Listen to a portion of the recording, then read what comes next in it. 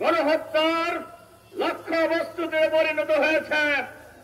নারী এবং শিশুরা এই গণহত্যার লক্ষ্যবস্তুতে পরিণত হয়েছে। ফিলিস্তিনের সাধারণ জনগণ।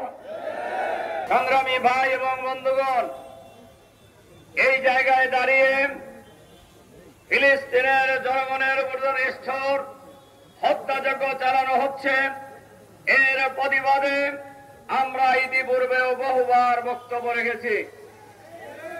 আমরা লক্ষ্য করছি নিষ্ঠুর ইসরায়েলি বাহিনী ফিলিস্তিনের গাজায় একের পর এক নিষ্ঠুর গণহত্যা পরিচালনা করছেন।